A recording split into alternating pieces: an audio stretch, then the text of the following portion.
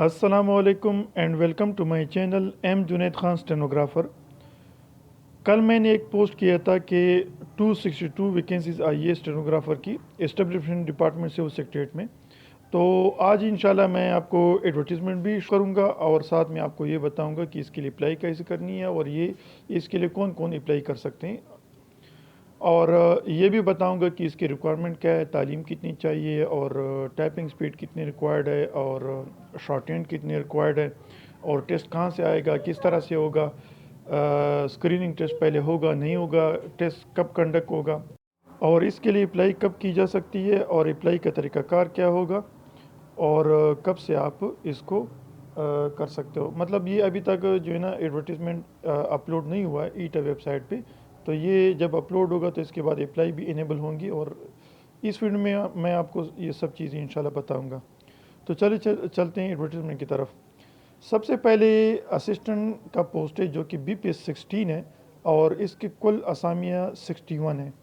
ख़वातीन के लिए 7 वैकेंसीज़ है, अक़लियत कोटा में 2 वैकेंसीज़ है और मेरिट पे 13 पोस्ट हैं। ज़ोन 1 के लिए 8 है, ज़ोन 2 के लिए 9 है, ज़ोन 3 के लिए 9 है, ज़ोन 4 के लिए 7 है, ज़ोन 5 के लिए 6 है। और इसके लिए BA तालीम चाहिए होगा और साथ में सबसे इम्पोर्टेंट चीज़ जो है, अक्सर लोग फिर परेशान हो जाते हैं कि 30 प्लस जब एज चली जाती है तो उसको परेशानी लग जाती है कि मैं ओवर एज हो गया हूँ। तो यहाँ पे सबसे इम्पोर्टेंट बात ये है कि एज जो है मैक्सिमम 32 ईयर्स तक है और मिनिमम रिक्वायरमेंट जो है वो 20 ईयर्स है। सीरियल नंबर 2 पे कंप्यूटर ऑपरेटर है, ये भी BPS 16 है और कुल असामियाँ 68 हैं। ख़वातीन कोटा के लिए 7 है, माजूर कोटा 1 है, अक़लियत के लिए 3 पोस्ट हैं, मेरिट के लिए 15 है। ज़ोन 1 के लिए 1 है, ज़ोन 1 के लिए 9 है, ज़ोन 2 के लिए 8 है, ज़ोन 3 के लिए 8 है, ज़ोन 4 के लिए भी 8 है और ज़ोन 5 के लिए 9 पोस्ट हैं। इसके लिए बैचलर लेवल तालीम चाहिए, यानी BCS BAT 4 साल डिप्लोमा जो होता है, या BA तालीम और साथ में जो है DIT qualification. 18 to 28 as required है।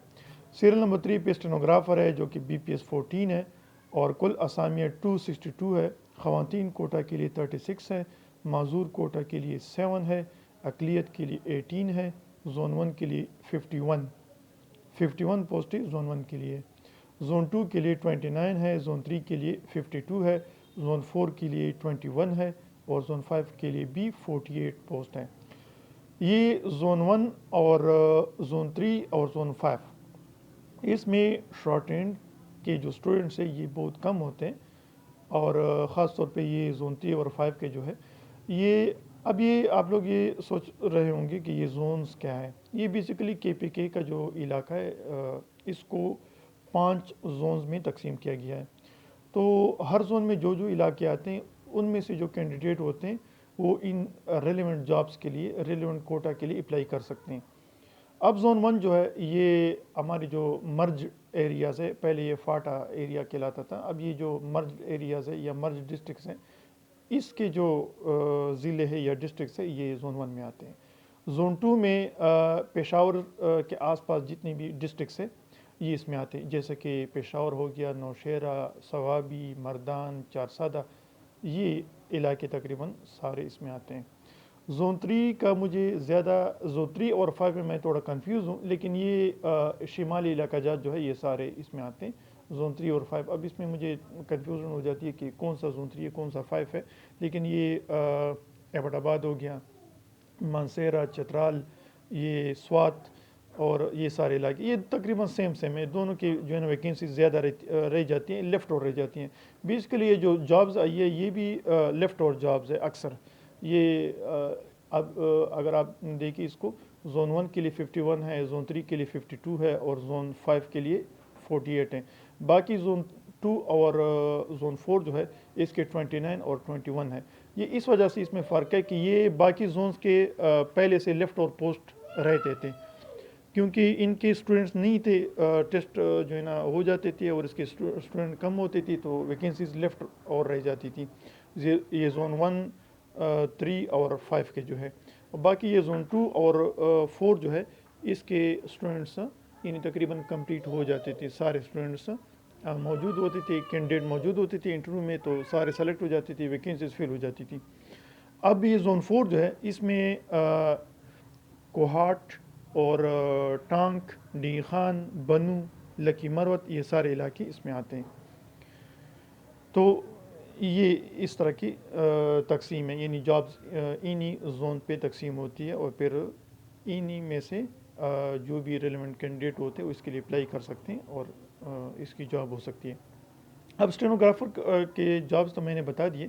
اب اس کی تعلیم جو ہے وہ ایف اے ریکوائرڈ ہے، اور ساتھ میں 35 words per minute typing speed, اور shorthand 50 words per minute چاہیے ہوگا، اور کمپیوٹر ایم ایس ورڈ اور ایم ایس ایکسل میں مہارت چاہیے ہوگا۔ ایج 18 to 30 ہے، یعنی 18 سے لے کے 30 تک آپ اپلائی کر سکتے ہو، لیکن اگر آپ کی ایج اس سے زیادہ بھی ہے، 30 ایج سے زیادہ ہے، تو پھر بھی آپ ایج ریلیکسیشن ایزیلی حاصل کر سکتے ہو، پریشانی کی کوئی بات نہیں۔ اب ان تینوں جابز میں اگر ہم دیکھیں تو فیمیل کے لیے، ڈسیبل پرسنس کے لیے اور مائنارٹی کے لیے بھی زبردست اپرچونٹی ہے، کیونکہ تینوں کیٹیگریز میں کافی تعداد میں ان کی ویکینسیز آئی ہوئی ہیں۔ آن لائن اپلیکیشن فارم اور یہ ایڈورٹیزمنٹ ایٹا کی ویب سائٹ www.etea.edu.pk کی ویب سائٹ پہ 6/12/2021 تک اپلوڈ ہو جائے گی، اور پھر اس پہ اپلائی آپ لوگ کر سکتے ہو۔ اپلائی کا طریقہ کار یہ ہوگا کہ آپ نے سب سے پہلے آن لائن جو فارم ہوگا اس کو فل کرنا ہوگا، پھر اس کے بعد جو ہے یو بی ایل کے آن لائن ڈپازٹ سلپ پہ پیمنٹ کرنی ہوگی، تقریباً اس کی 500 فی ہوتی ہے، یا U B L omni agent کے ذریعے سے آپ یہ فی سبمٹ کر سکتے ہو۔ اور یہ ایڈورٹیزمنٹ کی جو لاسٹ ڈیٹ ہے اپلائی کے لیے وہ 24/12/2021 ہے، اور اس میں سب سے پہلے اسکریننگ ٹیسٹ ہوگا، اور اسکریننگ ٹیسٹ کے لیے 50% مارکس لینا ضروری ہوگا۔ یہ کلیئرلی بتایا گیا ہے کہ امیدواروں کی شارٹ لسٹنگ ایٹا کے اسکریننگ ٹیسٹ کی بنیاد پر ہوگی۔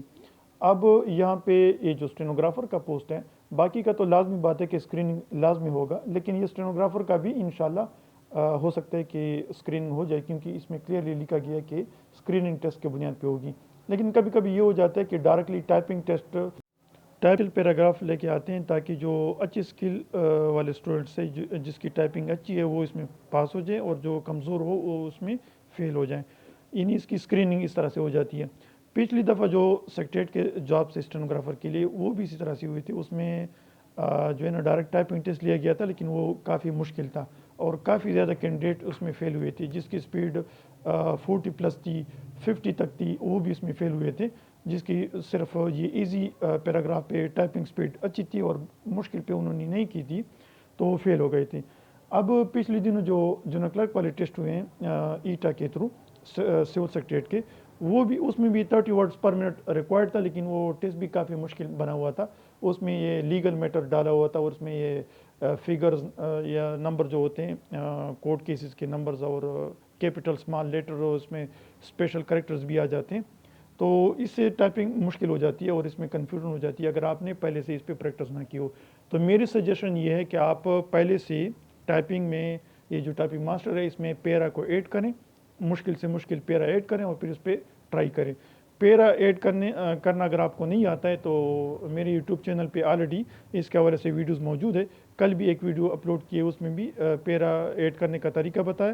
یہ FBR کا جو ٹیسٹ ہوا تھا پچھلی دنوں 25/11 کو پشاور میں، اس کا جو پیرا تھا وہ میں نے اس میں ایڈ کیا تھا، اور پھر اس میں شارٹ ہینڈ کی ڈکٹیشن اور شارٹ ہینڈ کی جو وہ اسٹروکس ہے وہ بھی اس میں ڈالے ہوئے تھے، تو آپ اس کو دیکھ سکتے ہو، کل میں نے اپلوڈ کیے۔ شارٹ ہینڈ کا جو ٹیسٹ ہوگا وہ ٹائپنگ ٹیسٹ یا اسکریننگ ٹیسٹ اگر ہوتا ہے تو اسکریننگ میں جو پاس ہوں گے وہ پھر ٹائپنگ کے لیے بلائے جائیں گے، یا اگر اسکریننگ نہیں ہوتا ہے تو ڈائریکٹلی ٹائپنگ ٹیسٹ ہوگا، جو اس میں پاس ہوں گے اس کو پھر شارٹ ہینڈ ٹیسٹ کے لیے بعد میں بلائیں گے۔ انشاءاللہ اس کے متعلق میں ٹائم ٹو ٹائم آپ لوگوں کو اپڈیٹ کرتا رہوں گا، تو پھر انشاءاللہ ملتے ہیں نیکسٹ ویڈیو میں۔